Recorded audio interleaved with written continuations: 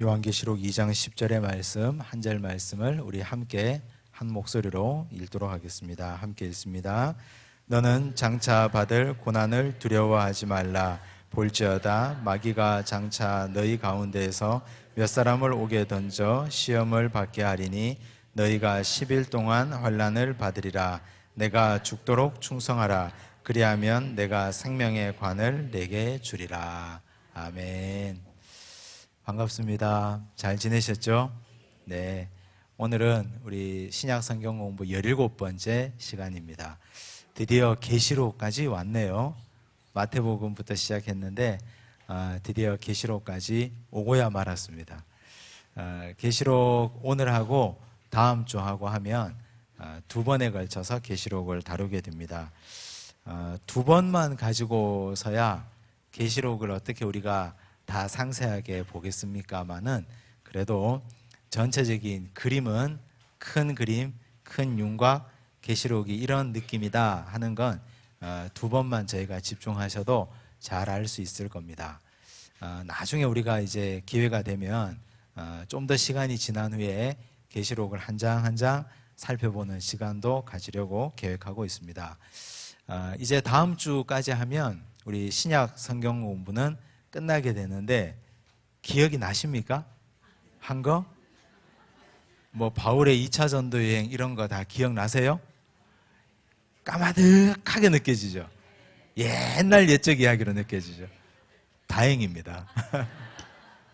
너무 기억 많이 하시면 또 우리 힘들고 하시니까 다음 기회에 또 공부할 때 또 새롭게 하시면 됩니다. 바울이 얘기했죠.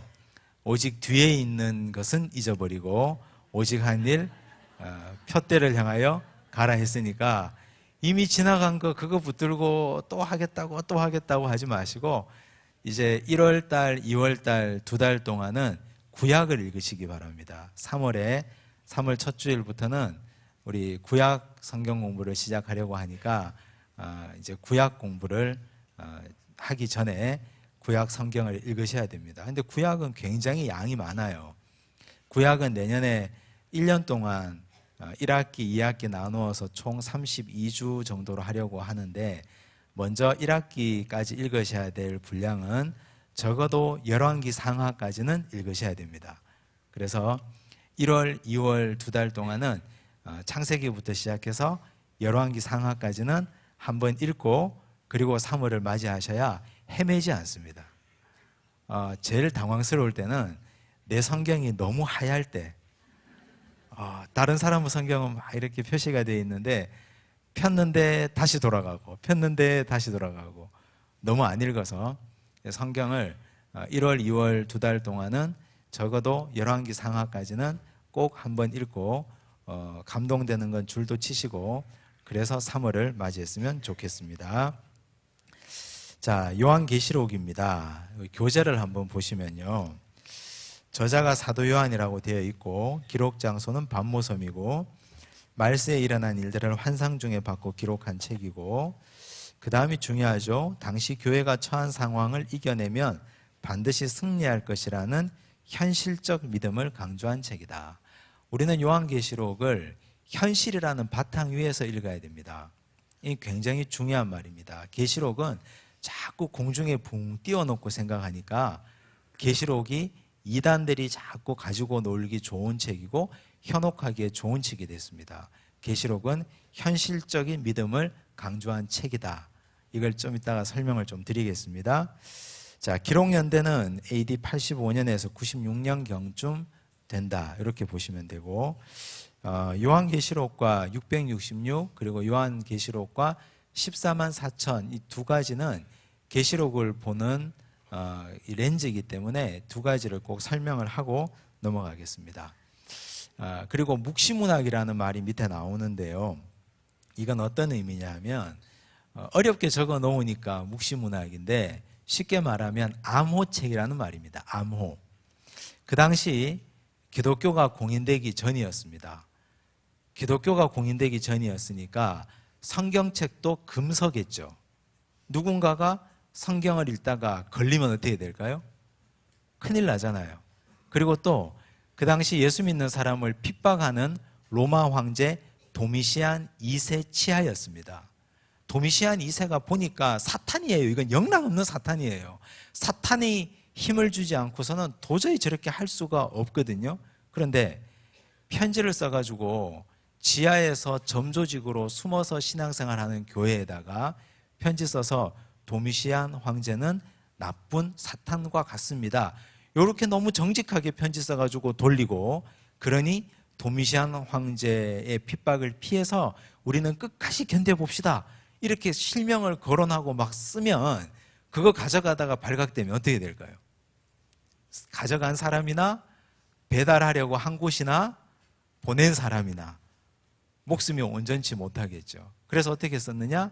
암호로 쓴 거예요. 우리끼리 알아볼 수 있는 암호로. 그런데 그건 너와 나만 알아볼 수 있는 게 아니라 유대인이라면 전통적인 묵시문학이 있습니다. 예를 들어 우리가 우리나라 사람들이 이제 우리 전통에서 하는 말이 있잖아요. 야, 백날 공부해봐라, 그거 되는가? 이런 말 쓰잖아요, 어른들이. 그러면 그게 백날이라는 말에 이 백날이 99일 공부하고 100일 동안 공부해도 모른다는 말입니까? 아니면 너 늙어 죽을 때까지 공부해봐라, 그거 아는가? 그런 말입니까? 후자의 말이잖아요. 그런 전통이에요. 그런 전통. 유대 묵시문학 전통이라는 건 유대인들 사고 가운데에서 그들이 살아갔던 삶의 자리에서 통용되는 일상적인 문학적 전통을 얘기하는 겁니다. 그래서 그런 전통 가운데 있는 사람이면 대체로 알 수 있는 말로 써놓았는데, 근데 로마 사람들은 이걸 보면은 공부하지 않으면 모르는 유대인들의 문학적 전통, 유대인들의 깊이 있는 서술적 전통을 모르면 알 수 없는 글처럼 보여지는 게 유대의 묵시문학적 전통입니다. 그래서 그렇게 써서 받고 주고 해야 걸려도 모르는 거예요. 예를 들어 용이 짐승에게 권세를 주매, 이렇게 되어 있어요. 그러면 용이 짐승에게 권세를 줬어요. 자, 이게 누군가가 봤어요. 로마 사람들이. 용은 상상의 동물인데 짐승이 도대체 뭐야? 이렇게 문자 그대로 본단 말이에요. 근데 유대인들에게 입장에서 용은 사탄이에요. 우리 동양적 전통에서 용은 뭡니까? 용은 상스러운, 아주 좋은 길한 거죠. 우리 띠 중에도 용띠 계십니까, 여기? 저희 아내도 용띠예요. 용띠는 세상에서 가장 무서운 띠예요. 한데 범띠보다 더 무서워요. 이 유대인들, 유대 묵시문학 전통에서 용은 사탄을 얘기하거든요. 짐승은 국가예요. 짐승은 국가. 그러면 용이 짐승에게 권세를 줬다는 말은 사탄이 국가 권력에게 권세를 줬다. 사탄이 국가 권력, 로마 황제에게 권세를 줬다. 뭐 그런 거예요. 그런 식의 묵시문학 전통을 여기다가 얘기해 놓은 겁니다. 그리고 도미시안 황제 치하가요, AD 81년에서 96년 정도거든요. 근데 네로 황제는 유대인들을 가장 많이 핍박한 황제입니다. 불질러 놓고 로마에 화재가 났는데 그 화재를 유대인들에게 덮어 씌워가지고 대학살을 감행했던 사람이잖아요. 아주 악한 왕이에요. 근데 사람들은 네로라는 말만 들어도 치를 뜹니다. 자다가도 벌떡벌떡 일어날 지경이에요. 근데 도미시안 황제를 보니까 네로보다 약 20년 뒤에 나타난 사람인데 하는 짓이 네로와 똑같아 보이거든요. 그래서 죽은 네로가 다시 나타난 것 같다, 이럴 정도로 사람들은 도미시안 황제의 극심한 핍박에 시달렸습니다. 물론 기독교가 공인되기 전이었으니까 황제들은 이 황제 숭배를 강요했겠죠. 하지만 좀 덜한 황제도 있고, 야, 봐줘라, 그냥 너무 심하게 하지 마라, 이런 황제도 있고, 그걸 심하게 사람들을 핍박하는 황제도 있는데 제일 대표적인 사람이 네로 도미시안 황제예요. 그래서 이 요한계시록은 도미시안 황제 치하에서 기록된 편지입니다. 사도 요한이 소아시아에 있는 7교회에다가 잘 견뎌라, 이 핍박 잘 견디면 반드시 승리할 날이 온다, 견디고 또 견뎌라, 이걸 강조하기 위해서 묵시문학 전통으로 암호로 걸려도 모르게 암호로 쓴 편지가 요한계시록이에요. 그래서 계시록을 읽을 때는 우리는 항상 그들의 삶의 자리, 요한이 누구에게요? 핍박당하고 있는 우리 유대인들 교회에, 그 당시 소아시아에 있는 7 교회에 보낸 편지예요. 그 사람들은 황제 숭배를 안 했기 때문에 물건도 사고 팔 수 없고 아이들 학교 보낼 수도 없고 사회생활을 전면적으로 금지당하고 있는 그런 도태되어 있는 사람들에게 용기를 주기 위한 책입니다. 이게 정말 중요한 삶의 자리, 현실적 믿음이고, 두 번째, 그렇다면 요한계시록, 이 성경은 그 당시 2000년 전 그 사람들에게만 주는 말씀이냐? 어떻게 생각하세요? 천만의 말씀이에요. 성경은 항상 그 당시 삶의 자리가 중요하고, 두 번째는 오늘 나에게 주시는 말씀이에요. 오늘 나에게도 하나님께서 믿음으로 잘 견디면 승리할 수 있다. 오늘 우리는 교회 다니는 거 다 자유롭잖아요. 신앙생활 하는 거 누가 막습니까? 다 자유롭게 신앙생활 할 수 있으나, 그러나 문제는 우리에게도 짐승의 표 같은 것이 항상 유혹하고 있다는 겁니다. 우리에게도 우상 숭배의 가능성이 항상 열려있는 삶을 살고 있다는 겁니다. 교회도 다니고 우상에게도 무릎 꿇고 교회도 가방 들고 왔다 갔다 하는데 물질도 숭배하는 사람들이 오늘 이 시대 교회 안에 너무 많다는 말이에요. 그걸 우리에게 가르쳐주고 경계하는 말씀입니다. 이 두 가지 렌즈를 함께 가지고 계시록을 보셔야 됩니다. 자, 네로와 666을 한번 볼게요. 13장을 갑니다. 요한계시록 13장. 자, 13장 18절 보십시오. 13장 18절 펴셨나요? 함께 읽겠습니다. 시작. 지혜가 여기 있으니 총명한 자는 그 짐승의 수를 세어보라. 그것은 사람의 수니 그의 수는 666이니라. 전화번호에 666 들어가면 이건 사탄의 수다 뭐 이래가지고 사람들이 막 두려워하고, 666은 굉장히 두려운 수로 사람들이 봤는데 절대 그럴 필요 없습니다. 이 666이 뭐냐 하면 17절도 보세요. 17절 보니까, 자, 누구든지 이 표를 가진 자, 여기서 이 표는 뭘까요? 짐승의 표예요. 이 짐승의 표를 가진 자 외에는 무엇을 못하게 하니? 매매를 못하게 했어요. 이 표는 곧 짐승의 이름이나 그 이름의 수라. 자, 여기서 이 표는 짐승의 표인데, 이 짐승의 표는 황제 숭배를 한 사람에게 이마나 손에 도장을 찍어주는 것이 짐승의 표입니다. 이제 얘기 나오죠. 자, 16절 한 절 더 위에 올라가면 나옵니다. 그가 모든 자 곧 작은 자나 큰 자나 부자나 가난한 자나 자유인이나 종들에게 그 오른손에나 이마에 표를 받게 하고 그랬어요. 로마는 자기 나라에 영향력이 미치는 모든 나라에다가 황제의 상을 세워놓고 거기에 무릎 꿇고 경배한 사람들에게 이마나 오른손에 도장을 찍어줬어요. 이걸 여기에서는 짐승의 표라고 표현한 겁니다. 짐승이 뭐라고요? 국가 권력. 자, 황제에게 숭배하고 국가 권력이 찍어주는 도장을 받았다는 거죠. 이 도장을 받으면 매매를 할 수 있고 자녀를 사회생활에 보낼 수 있고 학교를 갈 수 있습니다. 그런데 그걸 어떻게 표현했습니까? 사람의 수라 그랬어요. 사람의 수. 그리고 사람의 수니 그 수는 666이다. 자, 그걸 이 사람들은 네로 황제로 보고 있습니다. 네로 황제. 도장을 찍어주니까 도장에 황제의 이름이 적혀 있거든요. 황제의 이름.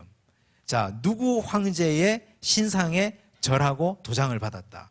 그래서 666은 그냥 666 숫자가 중요한 게 아니고 짐승의 표는 황제의 이름이에요. 그 황제의 이름을 유대 묵시문학 전통에서 666이라 해서 네로 황제로 대표성을 가지고 적어 놓은 겁니다.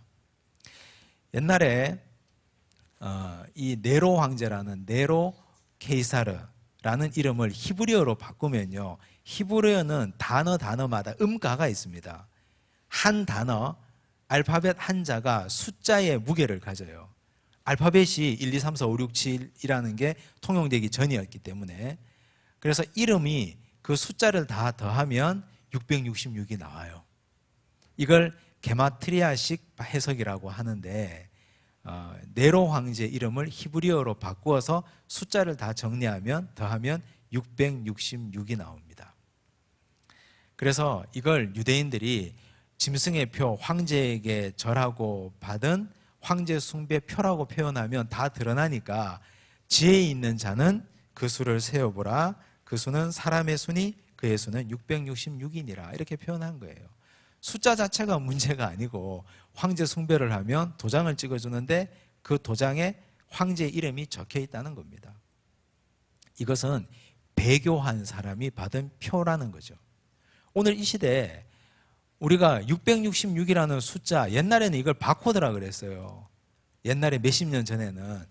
이게 바코드라는 게 말이 됩니까? 요즘 바코드 안 쓰는 데가 어디 있어요? 전자상거래를 위해서 우리가 다 신용카드 안 쓰는 사람이 어디 있습니까? 신용카드도 쓰지 말자, 바코드도 받지 마라, 이건 짐승의 표다. 그래서 옛날에 부흥사 목사님들이 얼마나 많이 얘기했습니까? 근데 그게 문제가 아니에요. 바코드 안 받고 신용카드 안 써도 오늘 이 시대에 물질 앞에 무릎 꿇는 사람들은 전부 다 짐승의 표를 받은 사람들이에요. 내가 내 마음에 하나님 아닌 다른 우상을 섬기는 사람들은 이 시대에 다 짐승의 표를 받은 사람들이에요. 이마나 오른손에다가. 우리가 하나님 믿고 유일신 신앙을 가지고 사는 것이 중요하지, 바코드에 도장 찍고 가는 거, 신용카드로 걷는 거, 이게 뭐가 문제란 얘기입니까? 요즘은 이제 세대가 바뀌어가지고요, 베리칩 들어보셨죠? 베리칩 가지고들 사람들이 많이 얘기해요. 시내 나가면, 저 서울 시내 한가운데 명동에 가면 베리칩은 짐승의 표입니다, 받지 맙시다, 이런 말 많이 하거든요. 네이버 검색 한번 들어가 보세요.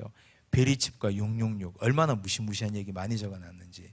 근데 그 얘기를 다 읽어보고 우리가 보면 이건 다 웃기는 얘기예요. 왜 웃기는 얘기냐?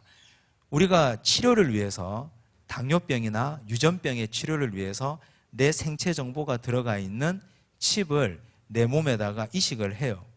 받는다 합시다. 근데 그게 뭐가 문제예요? 그건 아무 문제가 될 게 없고, 오히려 그게 문제가 된다면 그건 개인정보 보호에 대한 문제일 뿐입니다. 개인정보를 그렇게 생체 이식을 해서 사람들이 국가나 또 공공기관이 개인의 모든 정보를 다 취합할 권리가 있느냐 없느냐 하는 문제지, 개인정보를 국가가 그렇게 취합하고 쓸 수 있느냐 없느냐 하는 그런 문제지, 그걸 신앙의 문제로 연결시키는 건 아무런 이득이 없는 논쟁이란 얘기입니다. 그걸 우리가 신앙의 문제로 가져오면 더 중요한 문제는, 진짜 중요한 본질은 우리가 물질 앞에, 우상 앞에 하나님 아닌 다른 것들에게 내 영을 내어주는 것, 그게 더 문제라는 거죠. 그게 심각한 문제예요. 본질을 흐리지 말고 본질을 호도하면 절대 안 됩니다. 지금 여기 이 문제는 우리가 하나님을 떠난 우상 앞에 무릎 꿇느냐 꿇지 않느냐 하는 그런 문제지, 신앙을 떠나고 안 떠나는 생명의 문제지, 바코드를 받고 신용카드를 쓰고 내 유전자병의 치료를 위해서 베리칩을 생체 이식을 하고 말고의 문제는 아니라는 얘기예요. 우리가 건강한 신앙을 위해서 그런 부분을 명확하게 가지고 계셔야 됩니다. 자, 그리고 14만 4천 보겠습니다. 14만 4천은요, 계시록 7장을 보시면요, 계시록 7장 4절, 계시록 7장 4절 찾으셨습니까? 내가 인침을 받은 자의 수를 들으니 이스라엘 자손의 각 지파 중에서 인침을 받은 자들이 14만 4천이니, 이게 문제예요. 이게 14만 4천 때문에 수많은 이단들이 이걸로 얼마나 해먹었는지 모릅니다. 14만 4천을 분양을 합니다. 많은 이단들이 집 팔고 논 팔고 땅 팔고 다 가지고 나와서 여기 가지고 와라, 지금 얼마 남지 않았다. 나중에 말세에 구원받을 사람들은 14만 4천밖에 없다. 성경에 이렇게 되어 있지 않느냐?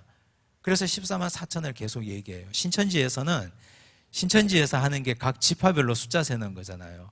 뭐 유다 지파, 스불론 지파, 이사갈 지파, 단 지파 해가지고 신천지에서는 각 전국 영역을 지파 영역으로 다 나눕니다. 들어보셨습니까? 신천지 수련회 이런 거 혹시 광고 못 보셨습니까? 네이버 검색하다가 그런 거 못 보셨습니까? 자, 그런데 그 이단들은 전부 14만 4천을 문자 그대로 이해를 합니다. 그런데 이 14만 4천이 문자 그대로의 14만 4천이 아닌 이유는 명확합니다. 예수 그리스도의 피만 우리가 알고 있더라도 한번 생각해 보세요. 예수님께서 십자가에서 흘리신 피가 단지 14만 4천 명밖에 구원하지 못할 피일까요? 그 피의 효력이요. 14만 4천 한 명이 되면 미안하다, 내 피가 모자라.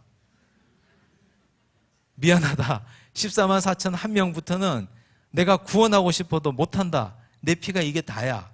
이게 예수님이라면 저는 이 시간 이후로 주님 안 믿겠습니다. 이게 주님이라면. 14만 4천 명밖에 구하지 못할 피라면 우리가 여기서 왜 이러고 있겠습니까? 이 아까운 시간에. 하고 싶은 거 하고 마음대로 놀고 살죠. 예수의 피는 14만 4천 명이 문제가 아니라 오고 올 모든 인류까지 다 함께 포함하는 능력이 있는 피예요. 왜 그런데 넘어가는지 모르겠어요. 왜 그런데. 이건 우리가 신학 공부를 하고 안 하고 그런 걸 떠나서 예수님 한 분만 붙들고 있으면, 예수의 피의 효력만 우리가 믿고 있으면 그런 말도 안 되는 소리에 넘어가지 않아요. 그리고 이 계시록을 가지고 다시 얘기를 하면 14만 4천은 유대 묵시문학 전통에서는 14만 4천 소인수분해 한번 해보세요. 어떻게 나오나? 12 곱하기 12 곱하기 1000이에요. 12 곱하기 12 곱하기 1000. 유대인들의 전통에서 12라는 수는요 3과 4의 곱이잖아요.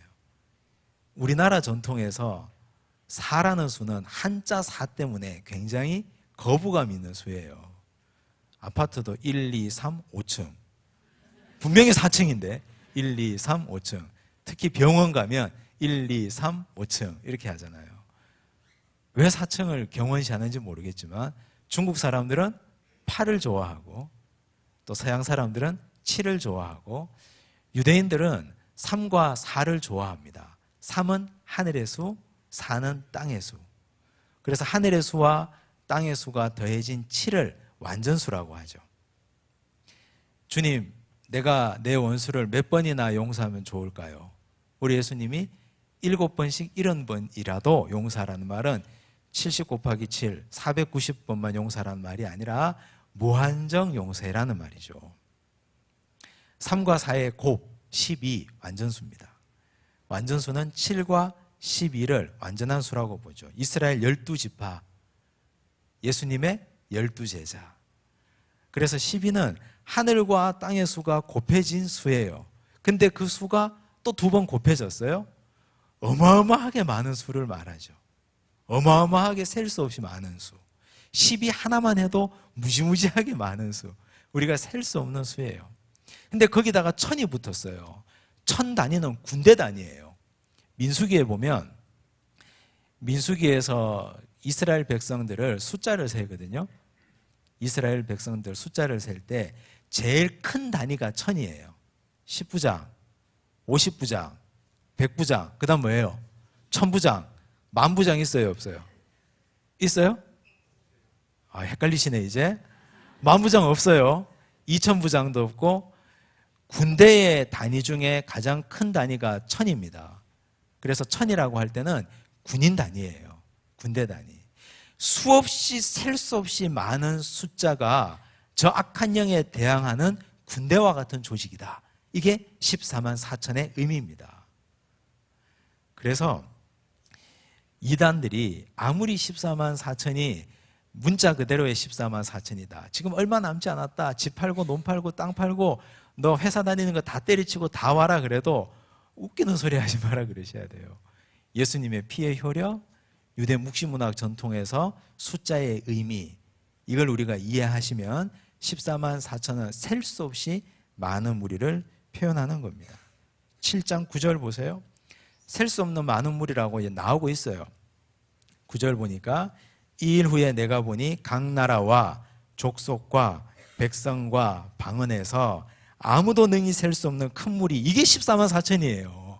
아무도 능히 셀 수 없는 큰 무리가 나와 흰옷을 입고 손에 종려 가지를 들고 보좌 앞과 어린 양 앞에 서서 큰 소리로 외쳐 이르되 구원하심이 보좌에 앉으신 우리 하나님과 어린 양에게 있도다 하니. 14만 4천 이해되십니까? 계시록에 나오는 숫자 666, 14만 4천, 이 의미를 잘 이해하시면 되겠습니다. 1장으로 갑니다. 계시록 1장.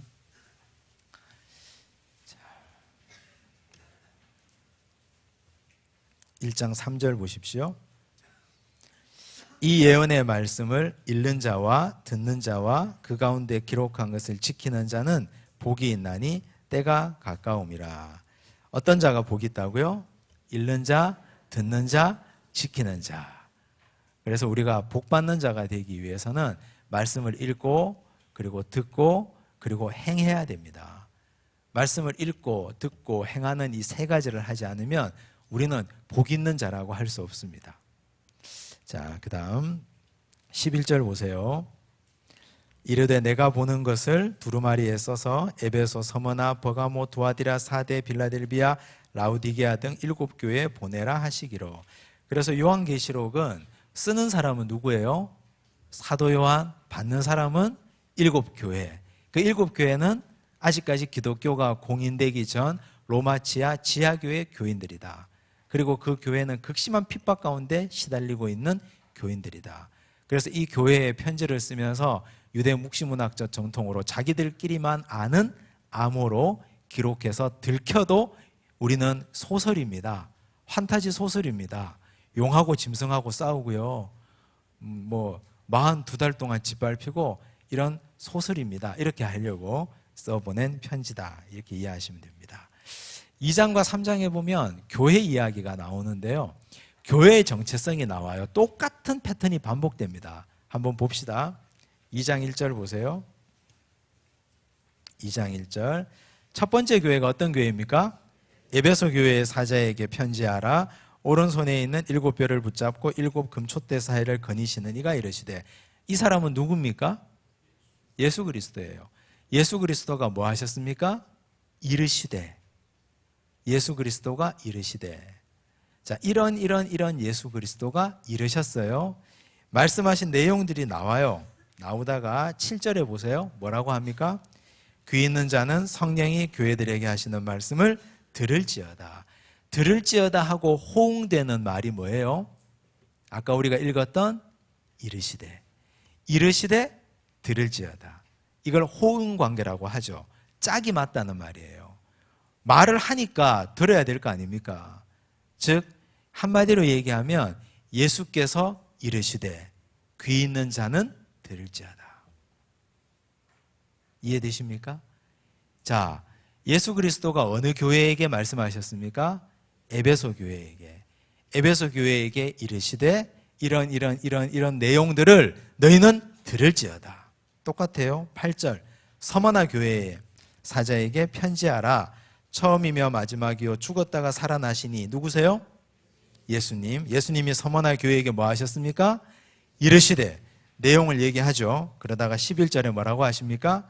귀 있는 자는 성령이 교회들에게 하시는 말씀을 들을지어다. 역시 들을지어다와 호응되는 관계는 뭐다? 이르시되. 이르시되 들을지어다. 또 세 번째, 버가모 교회 12절입니다. 버가모 교회의 사자에게 편지하라. 좌우에 날성검을 가지시니. 누구십니까? 예수님. 예수님이 어떻게 해요?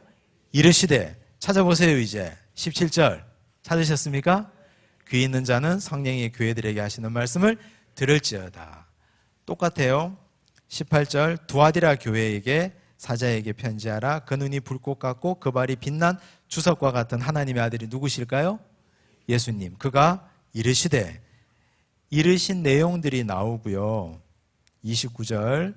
귀 있는 자는 성령이 교회들에게 하시는 말씀을 어떻게 해요? 들을지어다. 이르시되 들을지어다. 3장 사대교회 사자에게 편지하라. 자, 쭉 나오죠. 하나님의 7영과 7뼈를 가지신 이 누구십니까? 이분이 예수님이 이르시되 6절 3장 6절 귀 있는 자는 성령이 교회들에게 하시는 말씀을 들을지어다.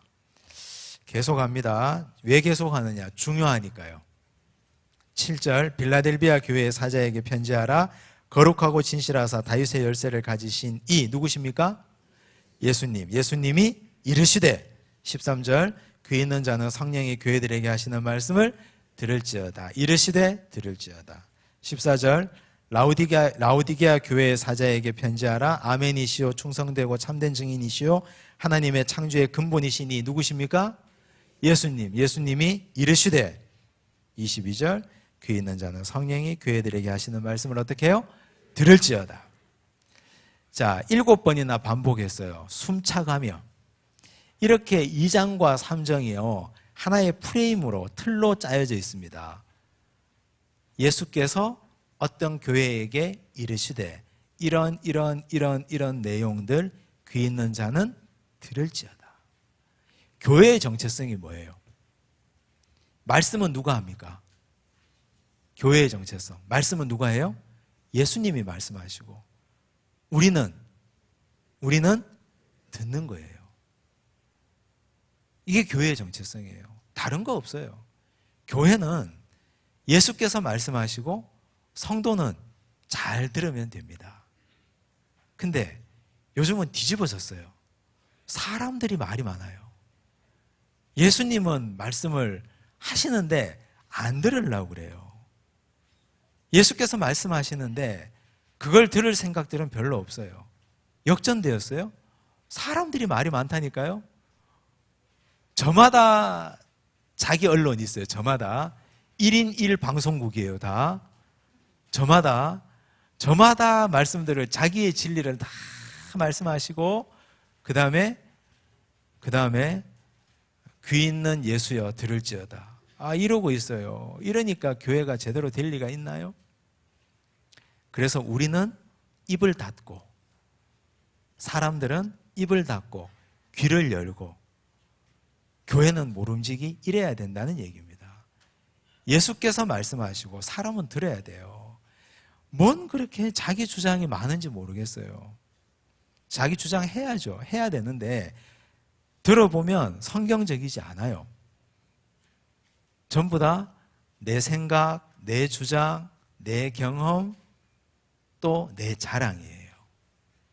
그런 건 말을 안 하는 게 훨씬 더 유익입니다. 교회는 들어야 돼요. 자꾸 듣고 성령이 귀 있는 자는 들으라 그랬잖아요. 우리가 안 들으면 귀 없는 사람들이에요. 예수께서 7번이나 교회의 정체성을 이렇게 반복적으로 말씀하신 이유, 우리는 이 내용에 관심이 있잖아요. 어떤 복을 받았느냐, 어떤 칭찬을 받았느냐, 어떤 책망을 받았느냐, 이거 별로 중요하지 않아요. 뭐가 중요해요? 빌라델비아 교회가 무슨 칭찬을 받았는지, 라우디게아 교회가 왜 혼났는지. 우리도 맨날 칭찬받을 일도 있고 혼날 일도 있는데 이건 별로 중요하지 않아요. 중요한 것은 태도 문제입니다. 입을 닫고 귀를 여는 것이 교회다. 교회의 정체성을 지금 가르쳐주는 겁니다. 이 교회들이 말할 게 왜 없겠습니까? 핍박 가운데 있는데 저마다 고난받고 저마다 상처 입고 저마다 문제 있는 일들이 왜 없겠어요? 그런데 그럴수록 입은 닫고 귀를 열라. 교회는 모름지기 듣는 곳이다. 가르쳐주는 거죠. 4장입니다. 4장. 이제 본격적으로 사도 요한이 자신이 계시받은 일들을 쭉 풀어줍니다. 4장에 보니까 4장은 천국은 이런 곳이다 하는 걸 가르쳐줘요. 한 4가지가 나오는데요. 우리는 천국을 가보질 못했잖아요. 가보질 못했으니까 상상의 천국을 그립니다. 4장 1절 이 일 후에 내가 보니 하늘에 열린 문이 있는데, 천국에는 뭐가 있어요? 열린 문이 있어요. 천국을 우리가 생각하시면 천국은 항상 문이 어떻게? 열려있다. 천국은 닫힌 문이 아니에요. 천국은 누구에게나 열려있는 문입니다. 돈으로도 못 가요, 하나님 나라. 거듭나야 가는 나라, 하나님 나라예요. 힘으로도 못 가요. 지식으로도 못 가요. 그런데 천국은 예수 믿으면 누구에게나 다 열려있는 나라예요. 그래서 천국은 열린 문이 있는 곳입니다.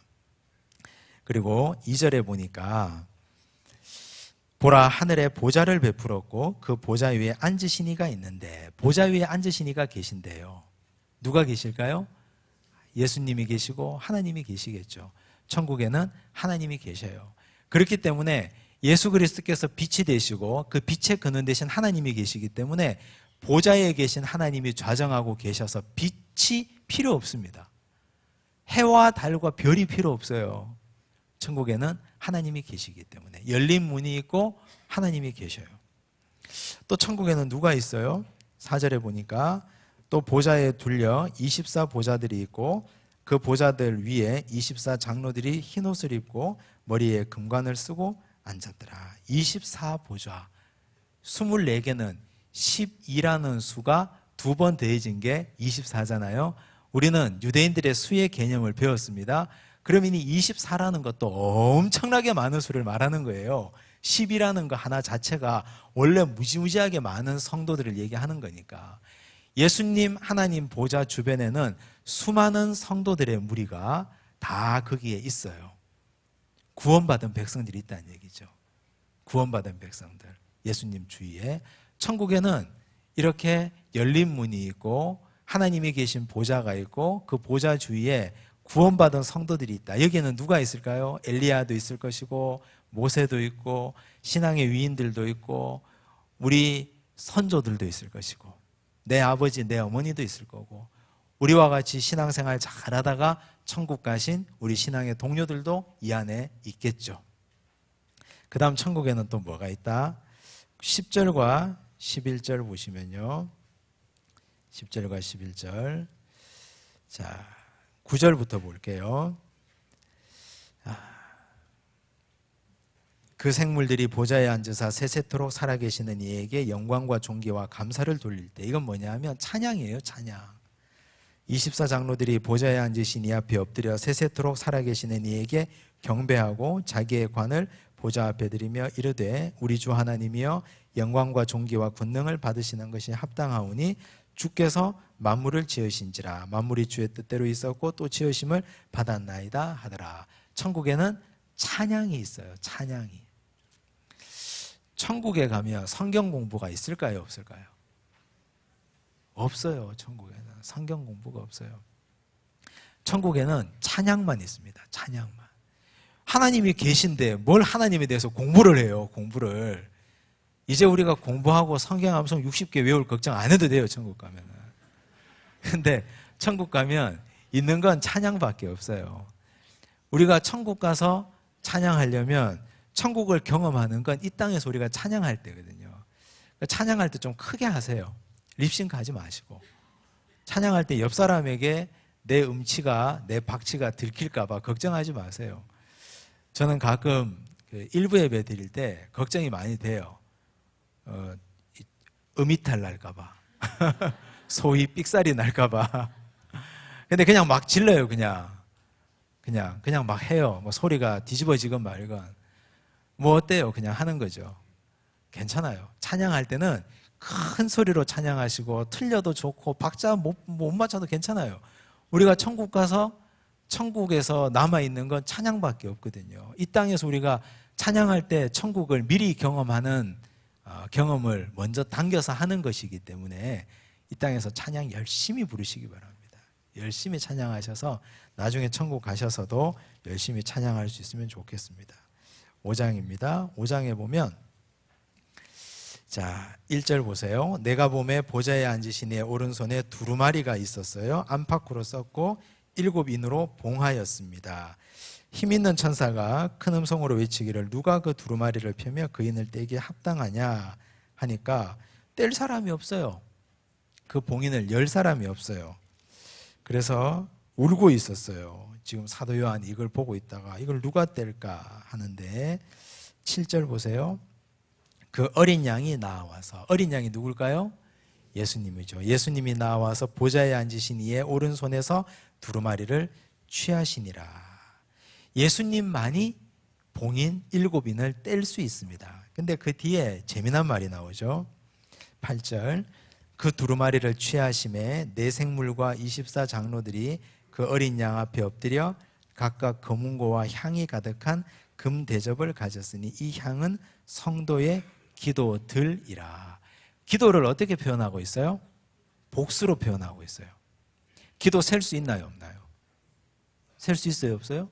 셀 수 없어요. 기도를 어떻게 셉니까? 눈에 보이는 명사가 아닌데, 수량으로 한정할 수 있거나 계량할 수 있는 게 아닌데, 근데 기도를 성도의 기도들이다 그랬어요. 지금 이 보좌 앞에 계신 분에게 금 대접에 성도의 기도들을 담아다가 이렇게 올려드리고 있네요. 성도들의 기도를. 우리가 드리는 기도가 우리는 다 응답되지 않는다고 생각하죠. 그런데 지금 하늘에서는 이런 일이 벌어지고 있어요. 우리가 새벽마다 드리는 기도가, 우리가 집에서 내 기도의 골방에서 드리는 기도가, 내가 출퇴근하면서 운전대 붙들고 하나님께 드리는 그 기도가, 내가 매일매일 조금씩 기도의 제단을 쌓는 그 기도가 금대접, 가장 귀한 금대접에 올라가서 기도들이 되어서, 이 기도는 언제 아무개가 드린 기도입니다. 또 이 기도는 또 그 기도에 좀 보탠 기도입니다. 이 기도는 언제 아무개가 또 어떤 마음으로 드린 기도입니다. 그렇게 올려져서 하나님께 올려져 가고 있네요. 성도들의 기도들이라 그랬어요. 그런데 하늘에 금 대접은 있어요. 내 이름 석자가 적혀 있는 금 대접은 있는데, 거기에 담아서 하나님께 드릴 기도가 올라와야 올려드릴 거 아닙니까? 올라와야. 뭐 입을 열어가지고 하나님 아버지여 불러놓고 뭘 말을 해야, 올라와야 이걸 올려드리죠. 올라오질 않는데 하나밖에 없어요. 한 10년 전에 올려드린 거. 안 올라와요. 안 올라오니까 못 드리는 거 아니에요. 기도 많이 하셔야 돼요. 기도 많이 하셔야 됩니다. 기도들이 이만큼 올라가서 한번 상상해 보세요. 내 금대접이 세스대야보다 훨씬 더 커서 엄청나게 큰 금대접에 내가 드린 기도들이 다 차곡차곡 쌓여져서 보좌에 계신 아버지께 드려지는 상상을 한번 해보세요. 이게 얼마나 복되고 얼마나 영광된 겁니까? 우리는 기도 응답만 자꾸 바라는데, 그 기도 응답은 그 다음 문제고, 이게 올라가서 기도들이 되어서 아버지께 드려진다는 사실을 한번 생각해 보십시오. 굉장히 영광된 겁니다. 기도 많이 하셔야 됩니다. 이제 봉인을 뗍니다. 6장과 7장에 보면 보세요. 6장 1절 보세요. 내가 봄에 어린 양이 7인 중에 하나를 뗐어요. 하나를 떼면 이런 재앙이 나오고, 3절 둘째 인을 떼실 때에, 5절 셋째 인을 떼실 때에, 7절 넷째 인을 떼실 때에, 9절 다섯째 인을 떼실 때에, 12절 여섯째 인을 떼실 때에, 이렇게 나오죠. 그리고 8장에 보니까 일곱째 인을 떼실 때에, 이렇게 나왔어요. 7봉인을 뗄 때마다 재앙들이 있습니다. 나중에 이 7가지가 나오는데요. 7 나팔도 나오고요. 나중에 7 대접도 나와요. 계시록에 보면 7인, 7 나팔, 7 대접. 이걸 뗄 때마다 심판이 갈수록 커져요. 근데 이건 어떤 걸 의미하냐면, 첫 번째 7인을 뗄 때는 하나하나 뗄 때 그렇게 큰 재앙은 없어요. 예수님께서 이 땅을 심판하실 때, 하나님께서 이 땅에 마지막 종말을 줄 때 처음부터 왕창 재앙부터 붙고 시작하는 건 아니라는 얘기예요. 처음에 어떻게 해요? 작은 것부터 조금씩 자꾸만 깨닫게 하시는 작은 징조부터 주신다는 말씀입니다. 나중에 7 대접까지 가면요, 그때는 이 땅의 3분의 1이 완전히 다 망합니다. 또 3분의 1이 또 망해져요. 그때는 걷잡을 수 없는 심판이 와요. 그래서 예수님께서 이 마지막 7인, 7 나팔, 7 대접을 보면 길이 참으시는구나, 끝까지 참으시는구나, 끝까지 참고 또 참아서 이 심판을 시작하기 전까지도 오래 참으셨는데 심판에 본격적으로 들어가셔서조차도 한 번에 못 하시고 하나하나 작은 것부터 이때 돌이키면 또 구원해주고, 이때 돌이키면 또 살려주고, 이때 돌이키면 또 건져주시는구나. 우리가 계시록을 보면 하나님의 무한하신 사랑을 느끼셔야 돼요. 계시록은 무서운 책이 아니라 사랑의 책이에요. 부모가 자식을 초달할 때도 처음부터 야, 너 집 나가 이러지 않잖아요. 말부터 하나하나 해가다가 나중에는 회초리 되다가 나중에 도저히 안 될 때는 마지막 최후 심판을 하게 되는 것처럼 우리 주님도 기다리고 기다렸다가 점증적으로 심판이 커져갑니다. 자, 그 다음에 뭐 이제 이렇게 나와요. 이제 이렇게 나오다가 10장 한번 보십시오. 10장에 보면 10장에 보면 뭐 천사들 얘기도 또 나오고 이제 나팔 불기가 나오는데 8장부터는 나팔 얘기인데 8장, 9장은 나팔로 그냥 읽으시면 되고요. 10장에서 제가 꼭 해야 될 얘기가 있어서 말씀드리겠습니다. 10장에 보시면 10장 8절, 9절, 10절요. 제가 읽겠습니다. 하늘에서 나서 내게 들리던 음성이 또 내게 말하여 이르되 네가 가서 바다와 땅을 밟고 서 있는 천사의 손에 펴놓인 두루마리를 가지라 하기로. 두루마리는 말씀입니다. 이제 요한이 천사의 손에 펴놓인 두루마리를 가지라 그랬어요. 그래서 9절에 내가, 여기서 나는 요한이죠. 요한이 천사에게 나아가 작은 두루마리를 달라 한즉 천사가 이르되 갖다 먹어버리라. 말씀을 먹으라 그랬어요. 그러면서 천사가 한 말을 보세요. 네 배에는 쓰나 내 입에는 꿀같이 달리라 하거늘. 이 말씀이 뭘까요? 10절 내가 천사의 손에서 작은 두루마리를 갖다 먹어버리니 내 입에는 꿀같이 다나 먹은 후에 내 배에서는 쓰게 되더라. 하나님의 말씀이요, 꿀송이보다 더 달다 그랬죠. 하나님의 말씀을 들을 때는 너무 재밌어요. 그리고 말씀 들을 때 신나요. 막 마음이 뜨거워져요. 그런데 이걸 소화시킬 때는 이보다 더 쓸 수가 없습니다. 이걸 소화시킬 때는, 이걸 실천하고 살아내기는 너무너무 힘들다는 얘기예요. 이 말이. 말씀이 입에는 꿀송이처럼 단데 이걸 소화시키면서 내 배에서는 쓰다는 걸 경험해 본 분들은 다 압니다. 오늘 수많은 사람들이 말씀의 홍수 시대에 살고 있습니다. TV만 켜면 설교 들을 수 있고, 우리 스마트폰 열기만 하면 모든 설교를 우리가 무차별적으로 다 들을 수 있어요. 전 세계에서 유명하다는 목사님 설교를. 성경 공부 게을러서 못하지 없어서 못하겠습니까? 성경 눈이 침침하면 다 들을 수도 있어요. 얼마든지. 문제는 소화시키는 게 문제예요. 이걸 내가 입으로 삼켜서 내 식도를 타고 넘어가서 내 위장에서 다 소화시켜서 내 손과 내 발로 에너지로 살아내게끔 하는 데는 얼마나 많은 힘든 일이 벌어지는지 모릅니다. 듣고 좋으면 뭐합니까? 귀에 좋으면 뭐하겠어요? 아까 2장과 3장에 보면 들을지어다 그랬죠. 들었어요. 이제 들었으면 어떻게 해야 됩니까? 소화를 시켜야 되죠. 이거를. 사랑이라는 한 단어를 소화시키기가 얼마나 힘든데요. 나를 내어줘야 되는데, 내 거 다 포기해야 되는데, 내가 움켜쥐고 사랑한다? 그건 웃기는 얘기예요. 포기할 수 있어야 돼요. 나눠줄 수 있어야 되고, 아이 괜찮다 그냥 다 털자 이럴 수 있어야 되고.